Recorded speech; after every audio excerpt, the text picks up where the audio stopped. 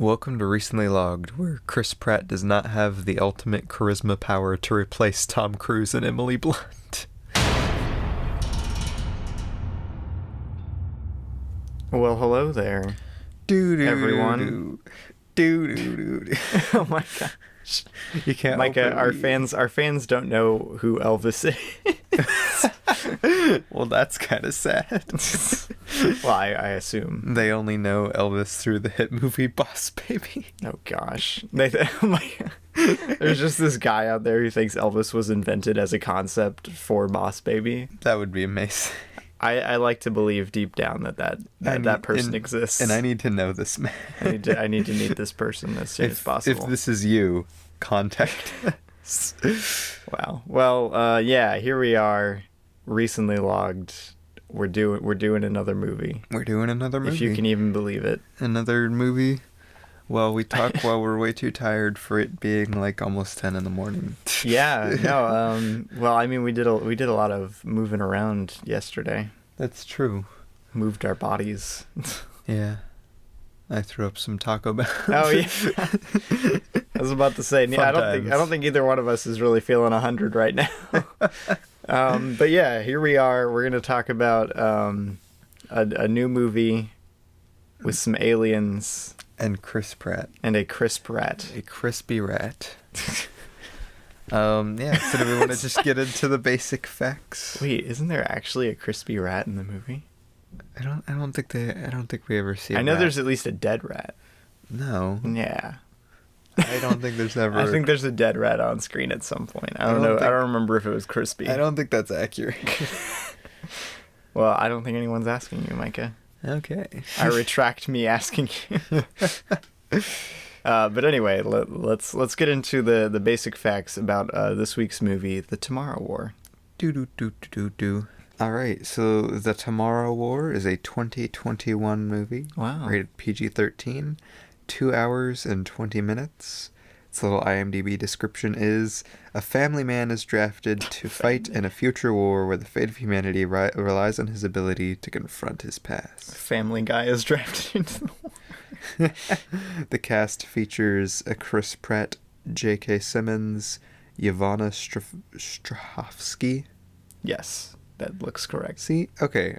But Russian names usually, like I don't know if that's inherently Russian, but it sounds Russian. That does sound Russian. They're usually very, easy to pronounce because they just are what they are. Exactly.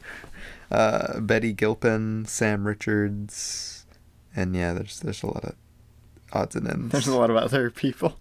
Directed by Chris McKay, written by Zach Dean. Hey, I have a Chris McKay movie on the shelf over there, Micah. Whoa. Crazy coincidence. He directed the Lego Batman movie. Which is a very good movie. One of the best Batman movies, actually. Honestly, better than this movie. I mean, that's not, I was going to say that's not hard, but, the Lego Batman movie is actually pretty great. Right. So. But yeah, that's the facts. Yeah. We're talking about current movies again. Yeah, because this just released on Prime.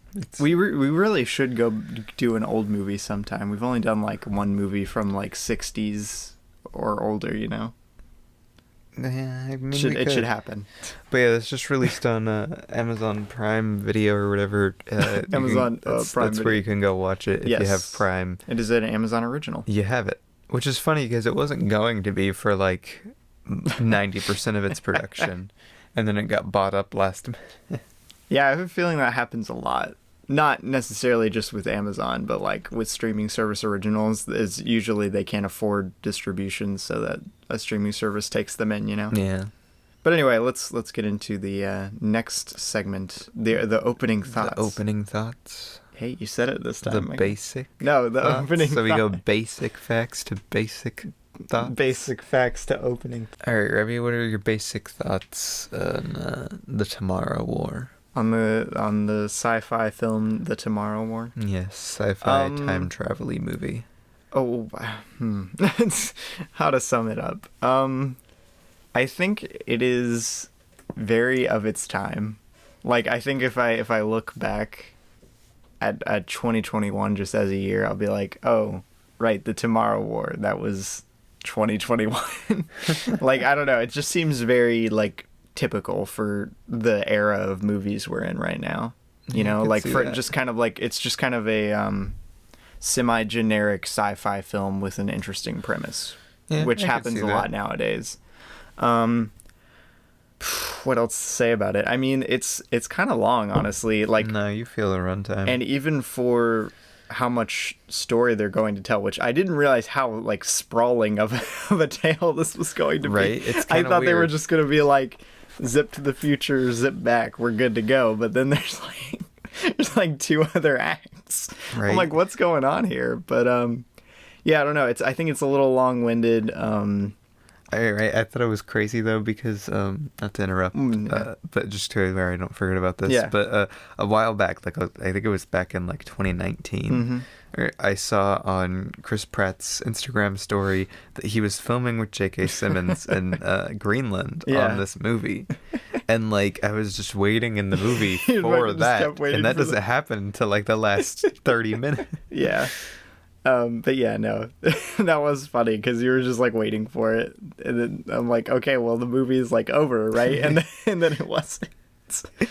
But yeah, what else to say about it? Honestly, I thought the direction was pretty good. Granted, it still was a little like I said, kind of generic, but like it was still pretty fun, I would say. Yeah, there was some interesting moments of direction. I think the main thing that sticks out in my mind about this is just the kind of like odd feeling I got watching it. It feels almost like a TV show or something. I don't know what it was. Yeah, I can see that. I don't know how to describe it, but I like a lot of that comes down to the filmmaking. Yeah, the filmmaking is very odd. It was kind of blocked in an interesting way. Yeah. I don't know. But yeah, I liked the alien designs. I thought they were fun. The CG actually didn't look half bad, which was kind of unexpected. Like it did at the beginning. I was about to say, I thought the CG looked kind of bad. Yeah, I was about to say at the beginning, but especially that final fight didn't look awful. No. Yeah, they seemed to lay most of their effect money into that, which I mean, good for them. It leaves a good taste in your mouth. Yeah. You're like, ooh. That was actually pretty cool. But yeah, no, I don't know what else to say about it. It's interesting. It's sci-fi premise. It uses it in an interesting way. I don't know. I kind of like. I wish it would have leaned a little more into the dystopian-ish feel that it had. I got almost Minority Report vibes for a second. I feel it's very underwhelming in terms of its premise, and like they have this really crazy like people coming back from the future, right? Like and just then pop like in thousands of people, like citizens, immediately being enlisted let's go every day and everything. I love how they just pop in from the future, and I think they established in the movie that it's people who aren't even born yet, and they're like, you have to come to the future, and they're like, okay. Right? No. They pop into a sports field with huge guns. You have to come to the future, okay. And they're like, we're from the future, and everybody's like, yes. Yes, of course. But like, yeah, it just like that the actual sci-fi premise of it really kind of bothers me because they spend like zero time actually exploring any of the implications for the world. That is true. I mean, they touch on it a little bit, but not enough that like not in any substantial way, really. I don't know. I thought it was neat, but like you said, like I said, I would take like more of like that one scene where like they were talking about people who came back who had like severe PTSD from it.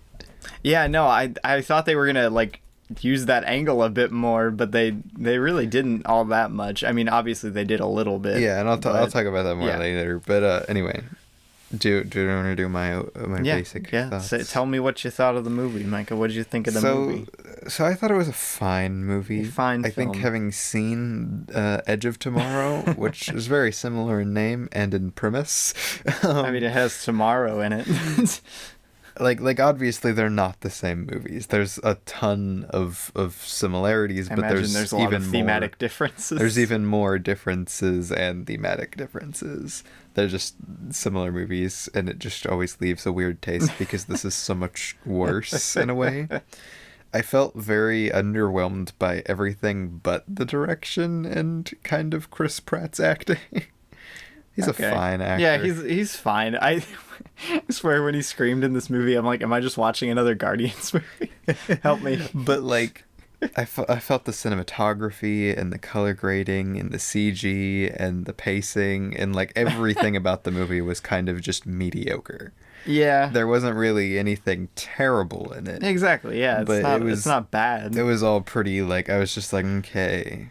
And because of that, though, you get this very kind of almost slow feeling to it, and then you add that to a kind of disappointing thing for me where I feel like they don't explore their premise very much. And then add on top of that, like, at least 25% of the runtime gets, like, retconned out of existence. Oh, yes. Like, it just kind of left a bad taste in my mouth to the point that I wasn't really invested at all, like in the slightest in the final fight. I did not care. Yeah, no, other than just the kind of visceral, oh no, the big alien's gonna come eat us. Like, I didn't really care. I literally didn't care. I almost pulled out my phone during the final fight. Yeah. But yeah, no, I see what you're saying. But like otherwise, like it's a fun movie. Fun movie, yeah. It's just too long, and there's just not enough that's actually great about it to really keep me interested. They introduce a lot of very interesting like concepts in its premise, and then don't really explore any of them too much. Like they touch on all of them, but like, I don't know. It just feels kind of. It feels like you're halfway there to getting a great movie, you know? Yeah, it feels like honestly they needed to cut out a ton and focus on just a couple of things. Yeah. Like take that one guy, I just lost his name, the first guy he becomes friends with when they get enlisted. Gosh dang it, what is his name? I don't remember anyone's name. I barely even remember that the main character is called Dan. Him? Oh, I didn't remember that at all. That's the only thing I remember. I don't even remember any of the other characters. Him and, like, you know, the one tough guy who had been in 3 times before, right? Like, they're there and they seem so focused on with Chris Pratt in the beginning of the movie. And then once they get to the one base in the Dominican Republic, he literally just leaves them and never comes back. Literally just poof. I thought that was so odd. I'm like, what? They just get dropped as characters until the very end. But anyway, we're getting into the too deep, Micah. We gotta go to the next segment. We gotta go to the meat. Yes, exactly. We've renamed it the meat as renamed the main section. Did we start it 2 weeks ago? I think it was 2 weeks ago. Yes. Yeah, it's the meat now. Yes, it's the meat now. You know what I just thought of that this movie kind of feels like? What did you just think of that this movie kind of feels like? The Cloverfield paradox. Hey, that's a good comparison. This is like the Cloverfield paradox to the edge of tomorrow's Cloverfield. Is the Edge of Tomorrow that much like Cloverfield? No, but it's just like I think Cloverfield's a pretty 4-star movie. I think Edge of Tomorrow is a pretty 4-star movie. And I mean, Cloverfield is a very 4-star movie. And I think Cloverfield Paradox and Tomorrow War are pretty unequal. Cloverfield Paradox really is so underwhelming in its exploration of its premise. It's the same kind of thing. It's just so underwhelming in its premise, and the filmmaking just isn't interesting enough to carry itself. No. It's kind of fun, though. Yeah, it's got kind of a fun direction to it. But yeah, so Micah, you mentioned earlier something. Do you want to elaborate on that? Oh, what, the PTSD thing? Sure, yeah, do that. Okay.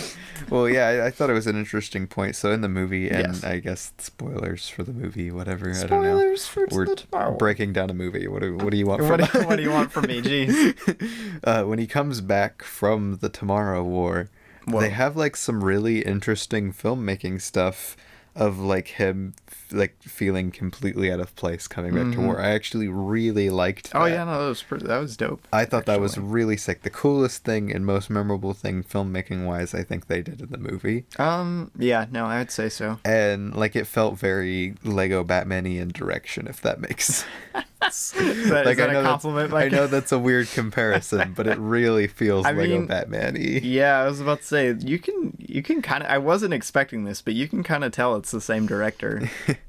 But like I really thought it was interesting, and then they just didn't do anything with it. Like that's the kind of feeling I get from most of this movie. Like he gets home, he sees his daughter, then he like is like, you know, very out of place for like 5 seconds, and then he's like, wait a minute, I know where they're gonna be.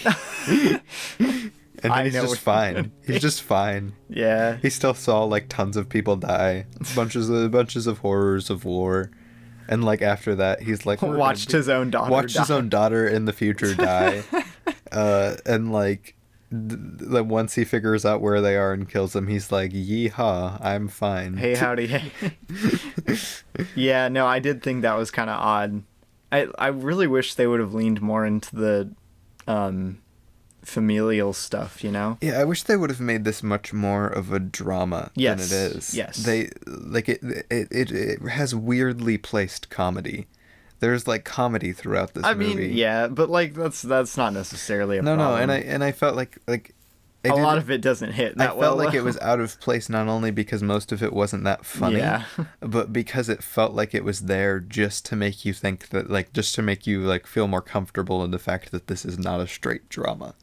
Yeah, I really wish they would have leaned more into the father-son and father-daughter relationship parallels a little more. Right. That would have been so much fun. Right, like you could have leaned... And that would have worked perfectly with a general premise of the movie. Like, yeah. He goes to the future and sees his daughter all grown up. And... yeah, and there are parallels there, obviously, and they try to do that, but they just don't focus on it. Yeah, that's what I'm saying. I wish they would have put more in. I wish that was the focal point of the movie. It doesn't really seem to have much of a focal point. So like I said, like all of the comedy that's in it feels very much to like relax its audience, to let them know that this is not your like hard war drama. It's like a goofy sci-fi movie. And I mean, people do make jokes in intense situations, but like yikes. Yeah, but not like that. Yeah, not like that. I don't know. It was an odd thing comedy wise. Yeah, it was kind of odd.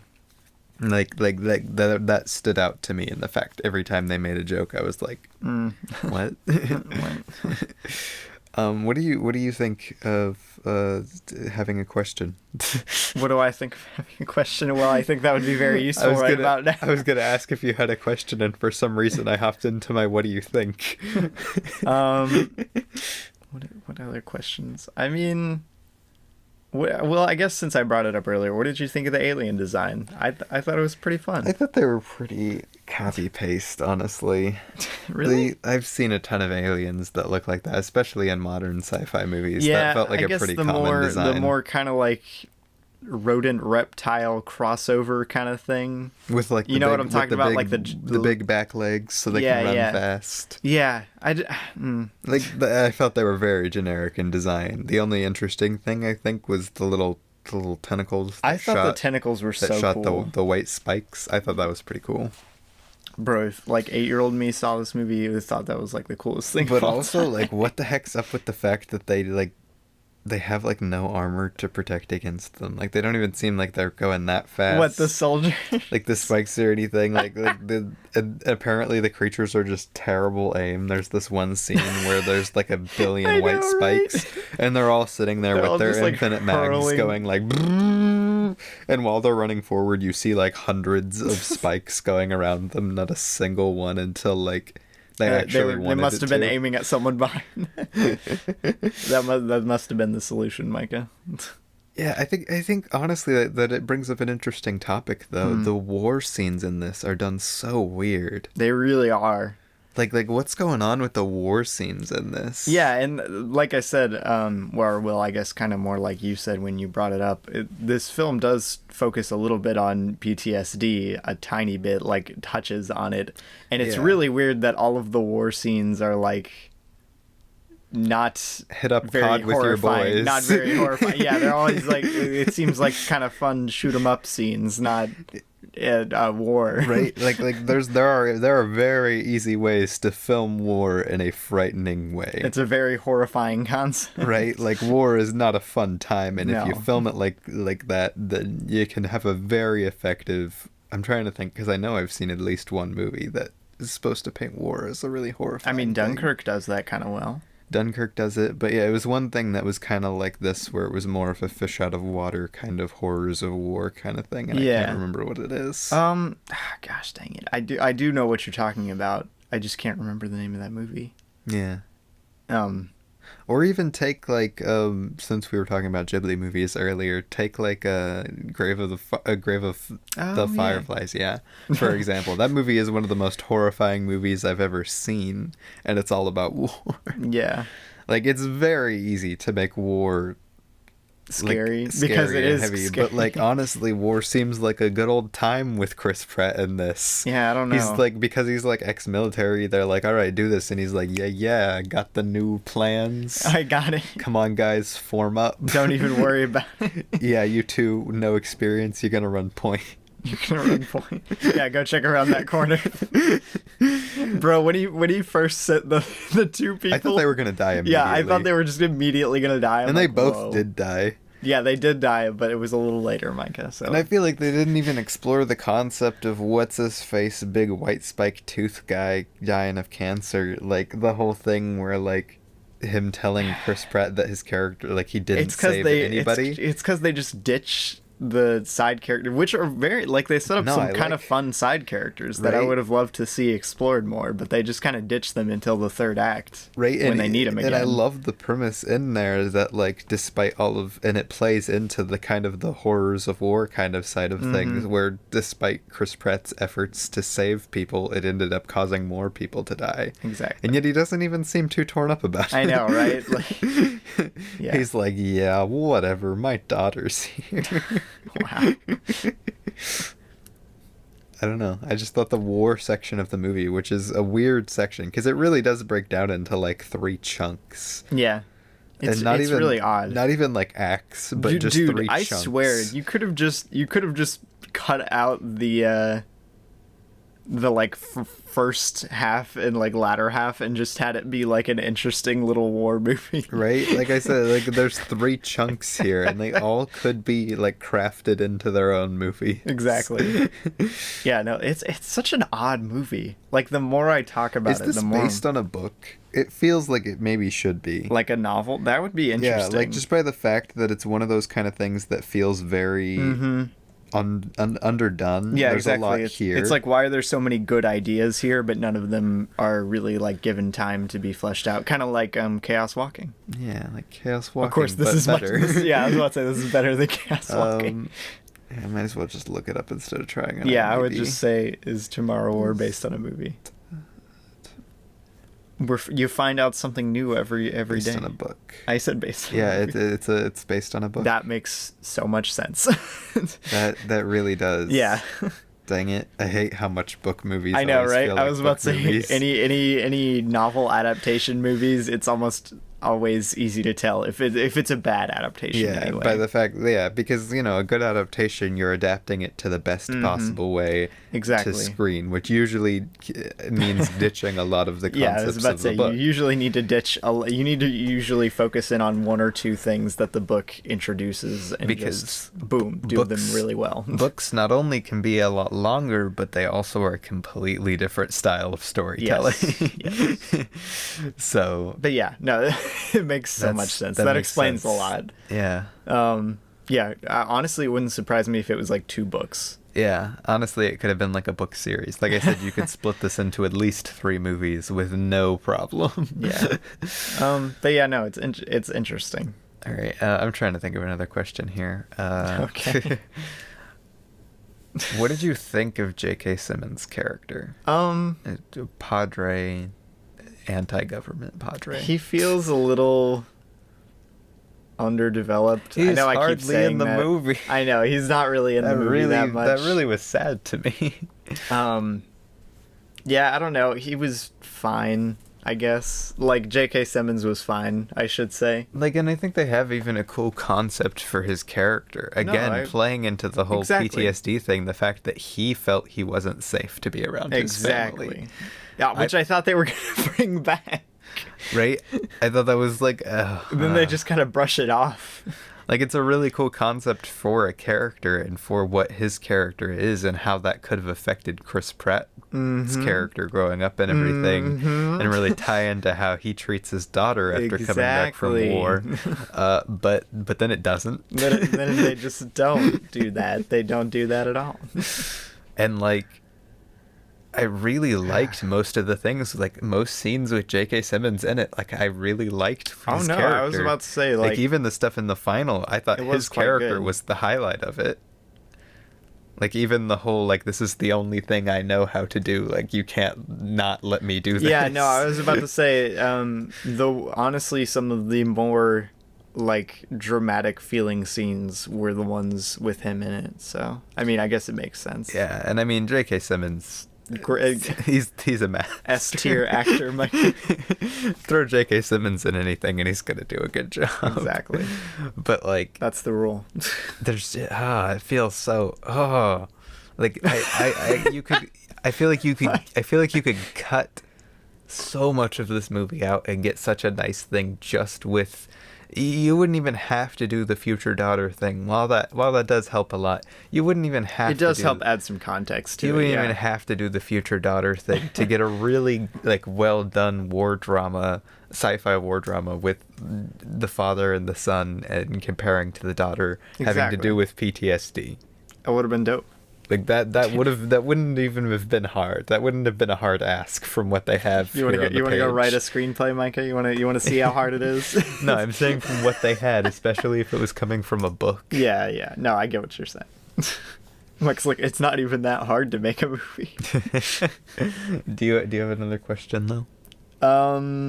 Sure I do. Of course I do. Why would you even ask if I do? Micah? You know, it's honestly interesting though, just to bring this up while you're thinking of a question. Yeah. As I thought about this earlier, it's really hard to dissect war movies, I've found. Like I don't know why that is to me, but like stuff like Dunkirk, Edge of Tomorrow, the war stuff in this, I always find very hard to like specifically note anything. It feels like it all kind of blends together. Interesting to note. I don't know why that is. Maybe that's just me, but I find war movies especially hard to break apart when they're specifically Dunkirk about is like war. the only war movie I know. Wonder Woman. I mean, it is not really though. But yeah, no. So Micah, what'd you think of the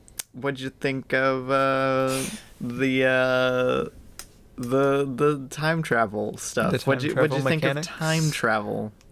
What do you think?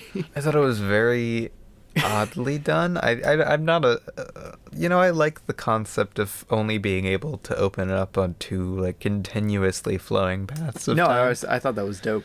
But like with that concept of time being a river, it doesn't make much sense for the fact that they create an alternate timeline.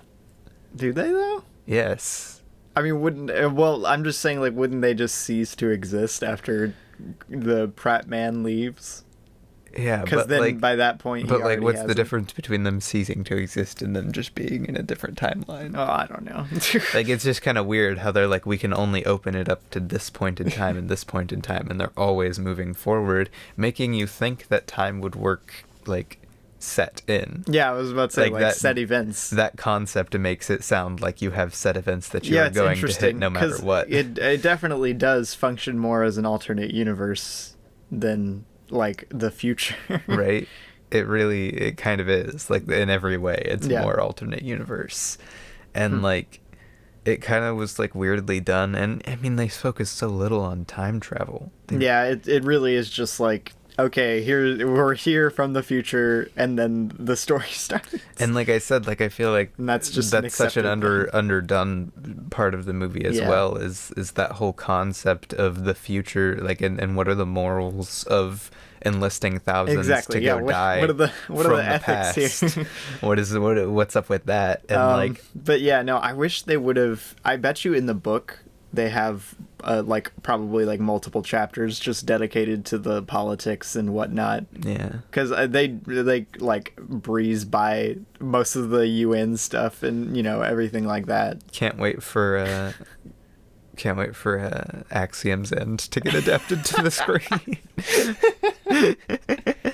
You think that would go well, Micah? I'll do it. I'll write the screenplay. Micah's like, I'm adapting it as we speak. Lindsay Ellis, call me. Should I read Axiom's End? It's a fun book. I haven't finished it yet. Oh shoot.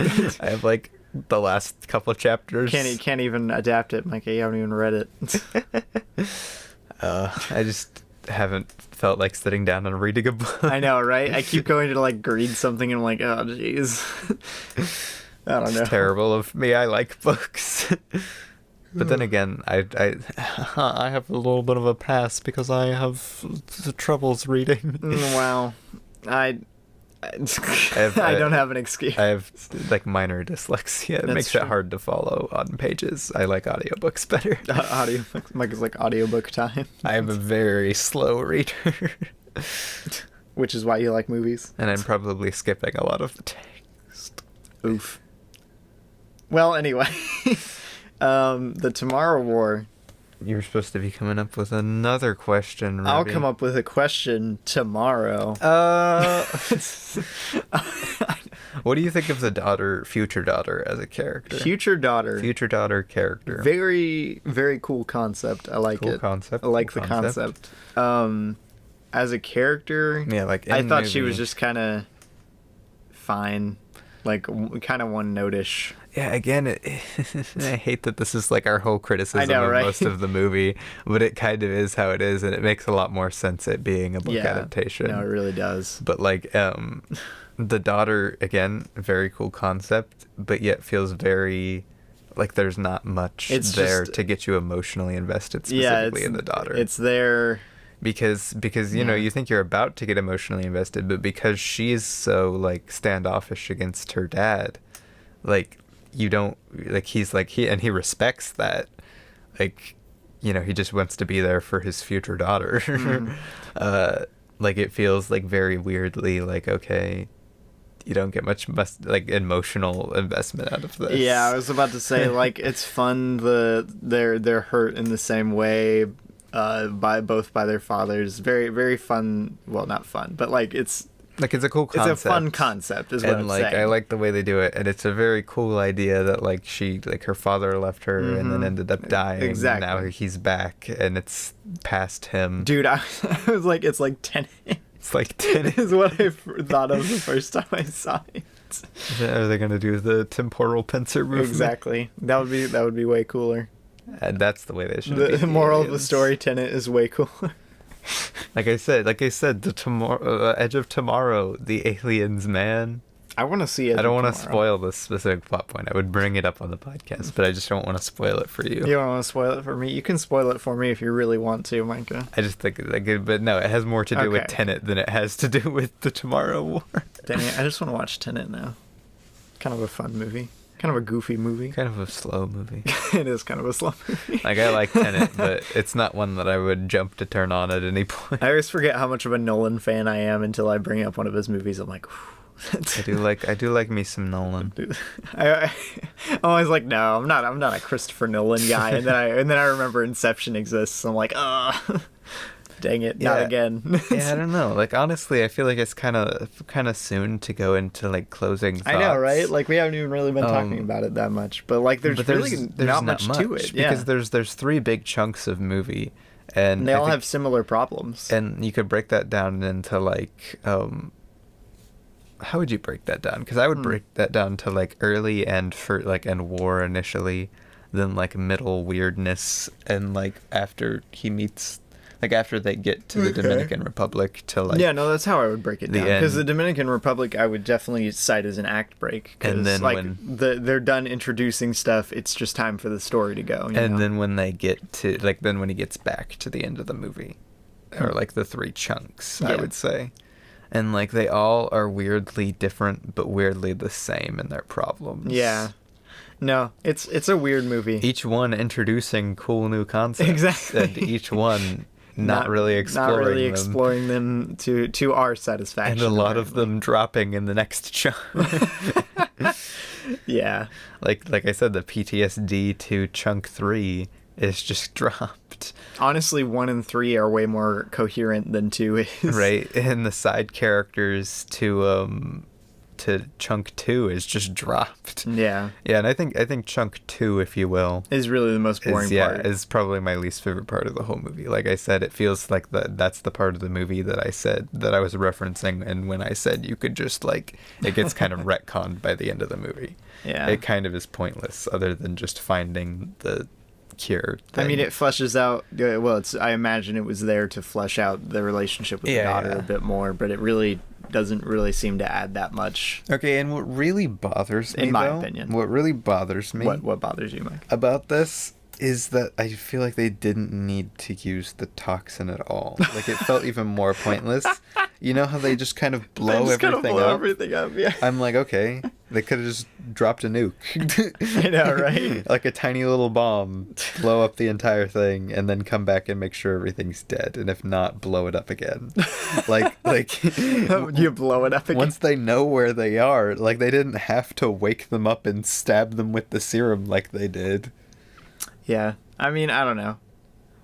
I don't really care like that and much if they just didn't think of it. And like, what's his face, Cancer Boy, dying the way he did? Boy. I was like, dang, really? He was like my favorite character, and he dies like that. He goes out so fast. It goes from like the scene where they're like killing the first few aliens, and then like a solid like 2 minutes later, he's just gone. Poof. And I was like, what?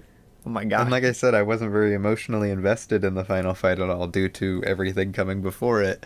Yeah. But like, he was he was probably my favorite side character. I really liked what they did with him. And like, I don't know, the actor was charismatic. Yeah.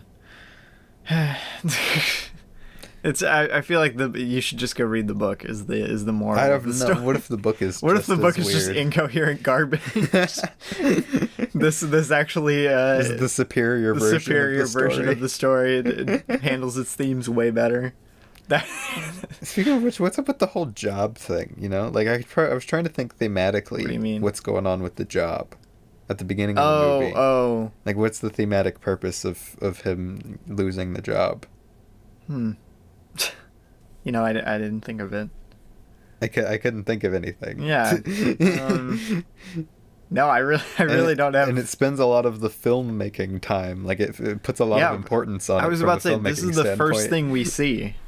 The first thing we see in the entire movie, which is supposed to usually the purpose of the opening of a movie is to establish the tone, establish the main character, and establish kind of the thematic through line of the movie. But I feel like it hardly establishes what they're going for with this character. Yeah, and it doesn't really establish anything besides the fact that he's ex-military.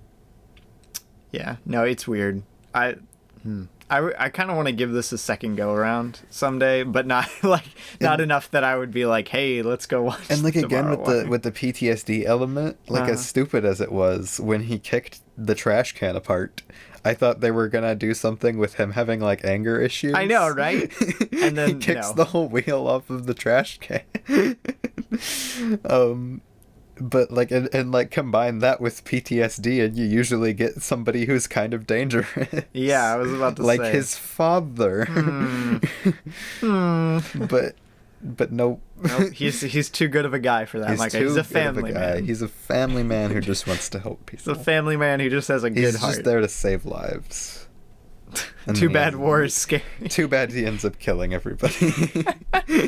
Yeah. Wow. There we go, Micah. We've single-handedly deconstructed the Tomorrow There War. we go. We're masters. Hire us for something. I don't know. Hire us to critique your screenplays before you make the movie. Then maybe you'll maybe you'll make a halfway decent movie. Maybe you'll make a halfway decent movie. Yeah. Wow. Well, I guess let's move into our closing thoughts if you're ready for that. Yeah. No, I'm ready for closing. As long as you're ready for that. As long as you're ready for that. As long as it's something you're comfortable with. Dang it, I was about to make a joke to you. Oh, sorry, Micah. Because we were talking about how this is a short episode. And how I was going to make it drag on in the What We Watched segment. You're making it drag on right now. I know. This is the layers of the joke. Bit, Micah. And I was going to be like, because he made it think, I was like, oh, what about that Pan's Labyrinth? And then I was going to be like, It's time to dissect every filmmaking moment in Patterson. Time to completely dissect what everything means. Bro, that thing is like a wet dream for someone who likes to analyze film and stuff and what things mean thematically. Quoting Karsten Rundquist directly, Robbie. Yes, I am. It really is, though. That's like the perfect way to describe Patterson. Like just every element of the film. Oh my is gosh, so you can pick it complex. apart. You can pick it apart for hours. Remember when Moonrise Kingdom peoples come in and talk about anarchy? Yes. Anyway, Bro, there's no way that's a coincidence. Anyway, do we want to do the closing thoughts? We do want to do closing thoughts, don't we, Micah? Do you want me to do closing thoughts first? Yeah, I just want you to do it. I don't want to do it. Okay, well, my closing thoughts on the Tomorrow War is that it's a fun movie. At the end of the day, yeah, as much as it is underwhelming in most ways, and it's not something I would ever jump to go watch again. Like, I would watch it again. Yeah. It's just kind of, it's a fun movie. Chris Pratt is a fun time. J.K. Simmons is a fun actor. He's a goofy little man. The side cast, they're fun. Chris Pratt is not J.K. Simmons. J.K. Simmons, he's a goofy man. A goofy little man. J.K. Simmons shows it behind you and murders you. Murder. Does he have the beard, though? He looks looks like exactly like Omnium. Wow. He says, think. Think, Mark. Think, Mark. Wow. Yeah, like, it's just so kind of underwhelming. Like, yeah. I guess the filmmaking and the story and everything just builds up to being kind of this blob of a movie. Not even in a bad way, but yeah, it's a fun blob. It's a fun blob, but it's a long blob. It's like Jello that you just can't eat the last bite of. Right, you're too full. You're full already, you're eating Jello, and you're like, man, this is kind of good, but like, come on, get it over with. Like, this is just too much. It's too much. They bit off more than they could chew as a little thing of green Jello. It's just this really long thing of green Jello. Jello is so good. We haven't had Jello in years. We need to go to like Sweet Tomatoes or something. Get some Jello. Remember we used to go to Sweet Tomatoes? That restaurant. I'll just eat like unlimited pizza and then get Jello. Dude, at the end. bisque. Ooh. Fire bisque. Watch Sweet Tomatoes is like gone now, Micah. Right, watch and like the chain just is over. And Luke will listen to this and be like, "What the heck are you talking about?" Look it up, go try some, and be like, "This is the most trash food I've ever had." But bisque and Jello, Micah. But that's the point, Luke. That's the point. It's an American all-you-can-eat restaurant. American all-you-can-eat buffet, baby. It's always trash. It's always garbage, but it's it's the American way. It's the American garbage. It's our garbage. But yeah, I think the last bite of Jello you can't eat because you're full is a good way to describe this movie. Which is a very odd analogy. But yeah, no. Kind of like I don't know. I feel like I'm just rehashing what I said in the opening. It's just kind of underwhelming, honestly. Exactly. But it's fun. There's not too much to dissect on this one, which is why it's been a little shorter and why our closing thoughts are kind of like, we don't really have much to say. Yeah, there's honestly, if I had seen this movie before we had already decided to do it, I probably wouldn't have wanted to do an episode on it because there's really not much here. Yeah, it's one of those kind of movies, and we've done that before, usually only with movies that we're doing because they're new. Yeah.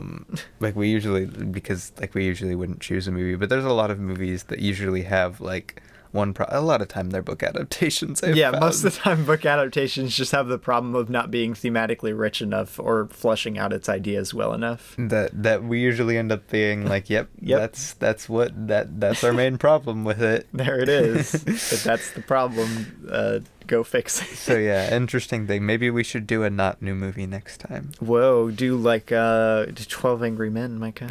What are we gonna say? It's a masterpiece. It's literally perfect. My favorite scene was the entire time they were in the room. Oh yeah, because they spend the whole movie there. But yeah, no. I guess that's our closing. Yeah. Go watch the movie though. Oh yeah, definitely check it out. If you get together with like a bunch of your friends, turn this on. This could be a fun time, fun movie. Like because it's not too much of a drama. Yeah, it can be watched pretty relaxingly, like and you can tear up a little, maybe. What? Maybe. I didn't get any emotion out of this at all. I thought it was kind of sad. I wasn't gonna cry or anything. I thought it was just kind of sad. I was like, oh. But yeah, anyway, let's get into our what we watched. Yeah. It should be pretty short, I think. Yeah, let's go over what we watched, baby. Hey, right. Hi, hello. So, for those of you who don't know... Namaste. For those of you... Bonjour. Konnichiwa. Wow. Ni hao. For those of you who don't know... Hello. Oh my god. What do they not know? Our What We Watched segment is just a short little ending segment where we talk about all the other movies we've watched since our last episode. Our last episode, coincidentally, was a full-on What We Watched episode, which is one where we do it, but that's all we do, and we pick up our movies. We stretch out one bit for a whole hour. Exactly. So we're starting from According to Robbie the 4th. Yes, that is when it released. July the 4th. So, 4th of July. What? Micah, wait, did you not realize? No, I don't even think I was here when that episode came out. I was working. Yeah, you weren't in the house. I was all alone. I was working that day. We recorded it the night before. Anyway, yeah, what did Or wait, since we recorded it the night before, wait a minute. Should we do this stuff on the 4th? I only have one thing. We did record it on the 3rd. It released on the 4th. So I guess, yeah, we'll cover what we talked about on the 4th. And if we talk about it again, too bad. Boo-hoo. Boo-hoo. Sucks for you guys. You'll have to hear our opinions again, which is what you're here for in the first place. Right? Like, if you don't want to hear our opinions, what are you even doing? You can always just You're not here for the comedy. It's not that funny.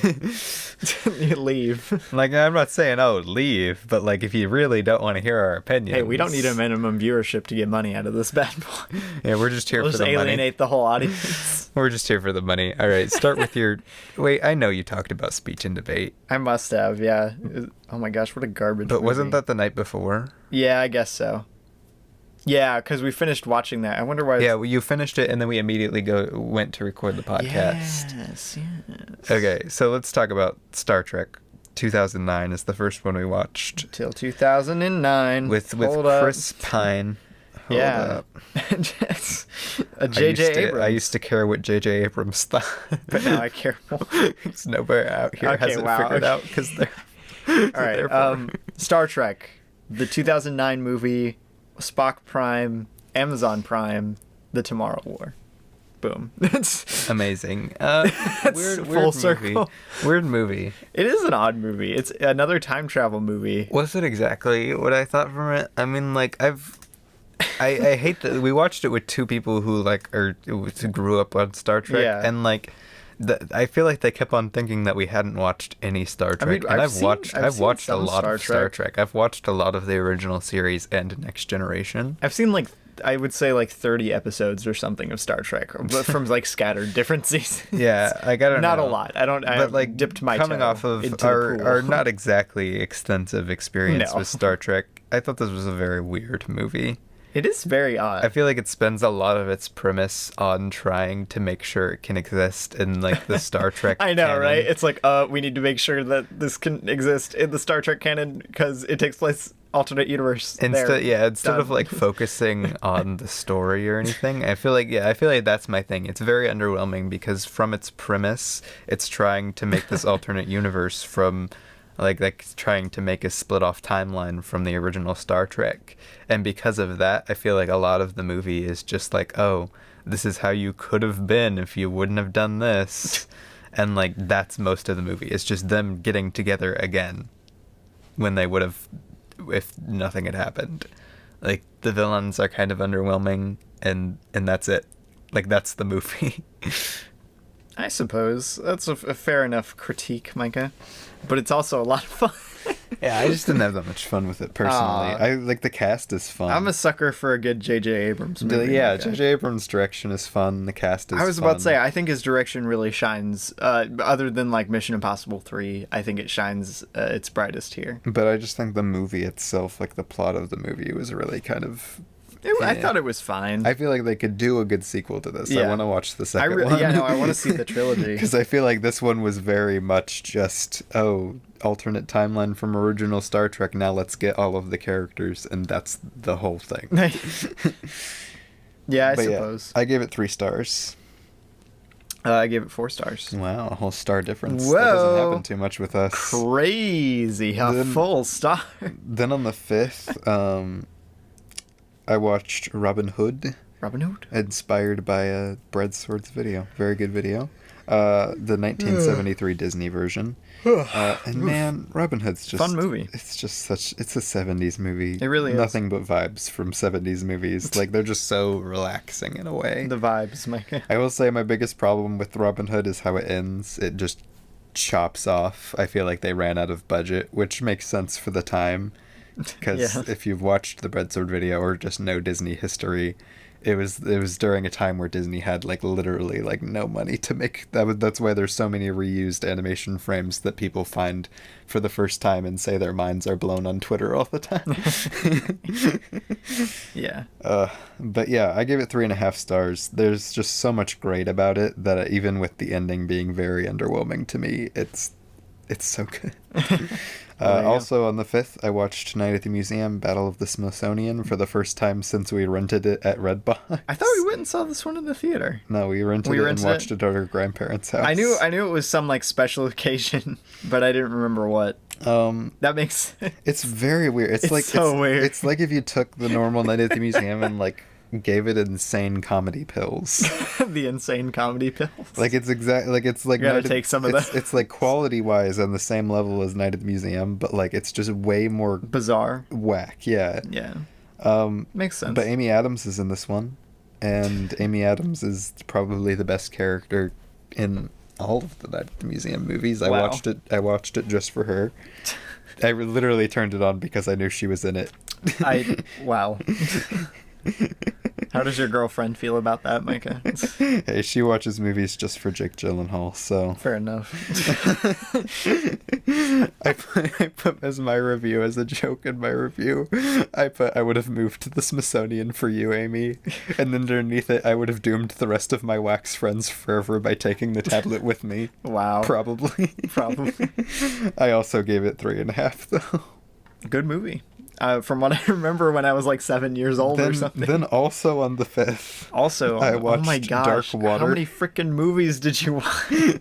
Which was trash in most every way. I watched like 5 movies since last episode. You watched like 13 or something. You caught some of this movie. I caught like 3 scenes from this movie. It's kind of trash. It was kind of garbage. It wasn't a very good thriller in the slightest. I really like flooded rooms in horror movies. I don't know why, so maybe I should watch it sometime. No, they did a terrible job with the water. Like, the water stuff is terrible. Oh. Everything about this movie is pretty terrible. That's why I like A Quiet Place I gave it 1.5 stars. Oof. What did we watch on the 6th, though? We watched a great little movie, great little flick. It's got that little C in the corner. Great little Criterion flick, if you will. Directed by the man... Oh, the myth. The man we stand. The man, the myth, the legend. Who might not always be okay emotionally. I worry about him. I worry about this man. Paul Dano. Paul Dano. It's his film Wildlife, his debut. The only one he's ever directed. His directorial debut. And gosh dang it, it's a good movie. Wildlife is a great movie, and you should go watch it right now. And Paul Dano should direct something else. And Paul Dano needs to direct another movie, is what we're saying.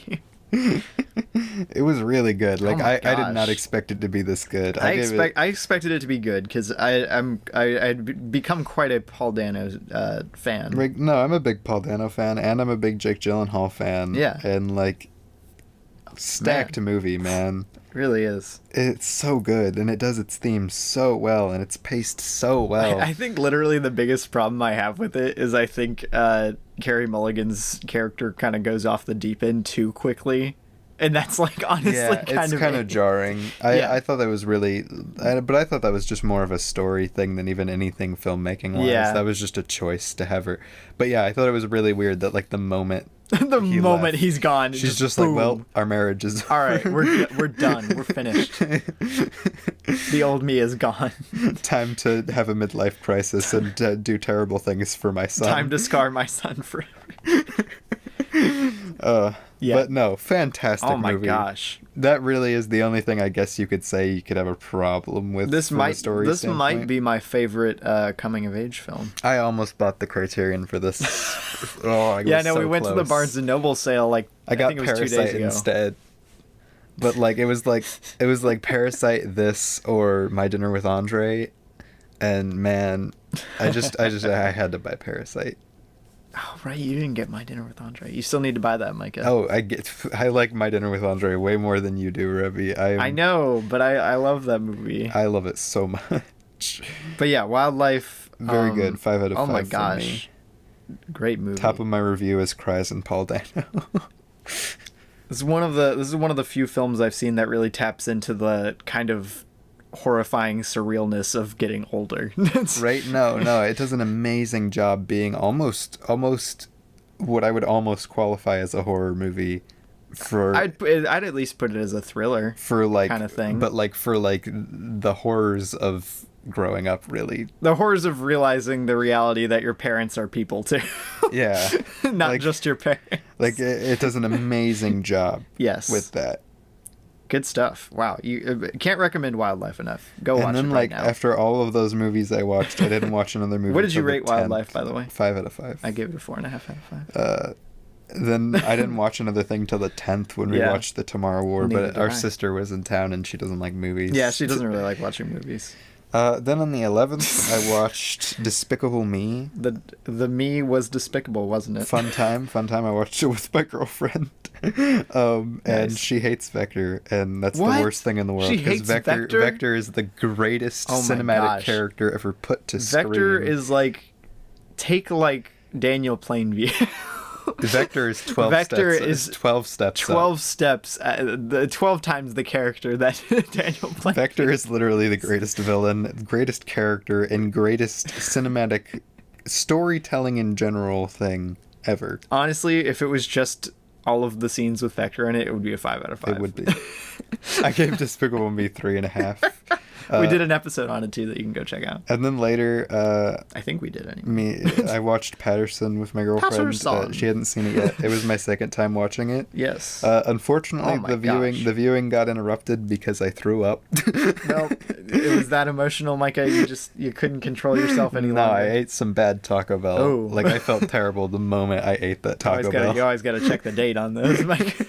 I felt terrible because I was like, no, this is such an atmospheric movie, and really I'm throwing up. Mike's like, it really adds to the mise en scène. I have to watch it with her again now because like it's such a good movie, and I feel like I totally ruined the watching experience. It's like, oh man, I'm crying at this dude's poem. The end. But amazing movie still. Like, it's just so good, and there's so much to take apart with it. Patterson's a great movie. I can't wait to rewatch it. Oh yeah, I forgot you also watched something on the 11th. I did. You kind of skipped me, Micah. You did me dirty. You done did me dirty, Micah. But yeah, I watched, or should I say rewatched, The Young Girls of Rochford. Which is a great movie, and you should go watch it right now. Because then why don't you have the criterion for it, Remy? The sisters have amazing haircuts the entire movie. And they have French haircuts, I love it Remy. for that. They're so French. This movie is like almost painfully French. But yes, go watch everything Jacques Demy puts out is painfully French. It's amazing, especially if you like Gene Kelly. It's great. I thought you said he was in it for like 5 minutes. Dude, he's in one of the main characters. You need to calm down. Anyway. I gave it a 5 out of 5. All right. And then late last night, we watched Confessions of a Teenage Drama Queen for the first time, which I didn't know was a Disney movie. I had no clue it was a Disney movie. And we turned it on Disney Plus. Yeah. It was a fun movie. It's like Mean Girls, but worse, but still fun. It's like some weird Bizarro universe Mean Girl.